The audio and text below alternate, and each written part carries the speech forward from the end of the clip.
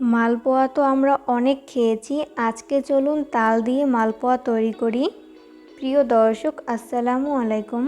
Welcome back to my channel delicious cooking by Tahira. আজকের পর্বে আপনাদেরকে তালের মালপোয়া তৈরি করে দেখাবো। আমার রেসিপি ফলো করে মালপোয়াগুলো তৈরি করলে তুলোর মতো নরম তুলতুলে হবে। আশা করছি বরাবরের মতো আমার আজকের রেসিপিও আপনাদের কাছে সহজ এবং ভালো লাগবে। তো চলুন দর্শক, রেসিপিটি দেখে নিচ্ছি শুরু থেকে শেষ পর্যন্ত। মালপোয়া তৈরি করার জন্য প্রথমে একটা বোল নিয়েছি। এরপরে এই বোলের মধ্যে ব্যবহার করব 1.5 কাপ পরিমাণ ভেজা চালের গুঁড়া। চাইলে শুকনা চালের গুঁড়াও ব্যবহার করতে পারেন।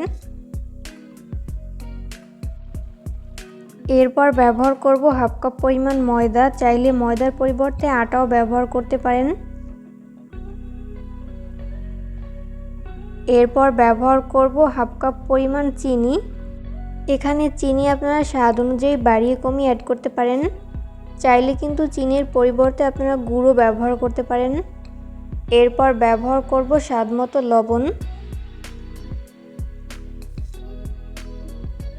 এরপরে শুকনো উপকরণগুলোকে একটা হ্যান্ড উইক্সের সাহায্যে খুব ভালো করে মিশিয়ে নিব।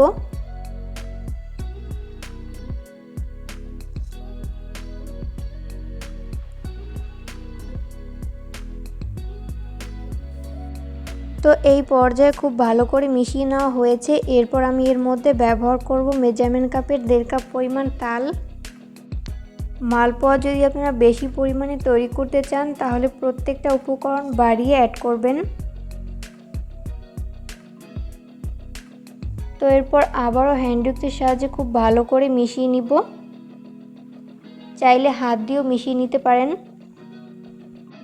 আমার এখানে তালের মিশ্রণটি অনেকটাই পাতলা, তাই প্রয়োজন অনুযায়ী এখানে পানি ব্যবহার করতে হবে।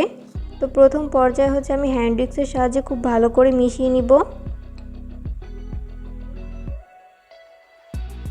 মেশাতে মেশাতে একটা পর্যায়ে দেখা যাবে যে আরও কিছুটা পানির প্রয়োজন, তাই আমি এখানে 1/4 কাপ পরিমাণ পানি ব্যবহার করছি। চাইলে কিন্তু পানির পরিবর্তে আপনারা লিকুইড দুধও ব্যবহার করতে পারেন। এরপর আবারও খুব ভালো করে মিশিয়ে নিব।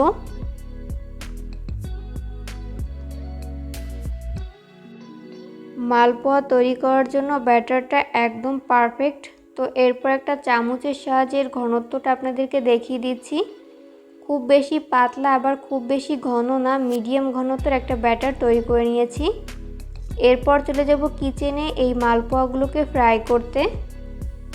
মালপোয়াগুলোকে ভেজে নেওয়ার জন্য চুলায় একটা গর্ত কড়াই বসিয়ে দিয়েছি। আর এই পিঠাগুলো ভাজার ক্ষেত্রে এরকম কড়াই ব্যবহার করতে হবে। এরপর যথেষ্ট পরিমাণ সয়াবিন তেল দিয়ে তেলটাকে হাই হিটে গরম করে নিতে হবে। এরপর ওখান থেকে 1 চামচ পরিমাণ ব্যাটার আমি গরম তেলের মধ্যে দিয়ে দিচ্ছি।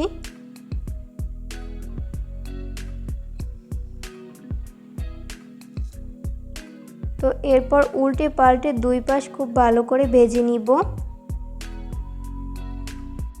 ছাঁকনির সাহায্যে এইভাবে তেল ছড়িয়ে দিচ্ছি, এতে করে পিঠাটা ফুলকো হবে।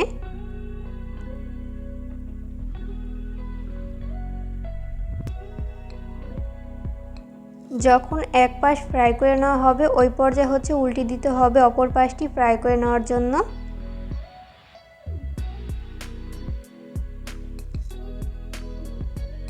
তো এইভাবে উল্টে পাল্টে 2 পাশ খুব ভালো করে ভেজে নিতে হবে।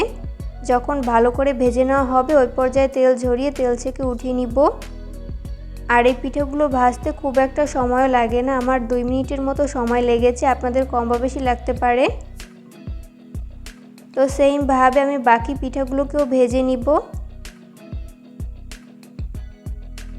এই পর্যায়ে আমার সবগুলো পিঠা ভেজে উঠিয়ে নেওয়া হয়েছে, দেখতেই পাচ্ছেন। আমি এগুলোকে একটা প্লেটে তুলে নিয়েছি।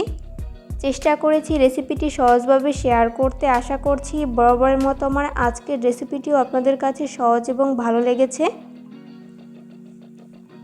রেসিপি ফলো করে অবশ্যই বাসায় ট্রাই করবেন, দেখবেন পরিবারের ছোট থেকে বড় সবাই অনেক বেশি পছন্দ করবে আর অনেক মজা করে খাবে। বিশেষ করে বাচ্চারা অনেক বেশি পছন্দ করবে।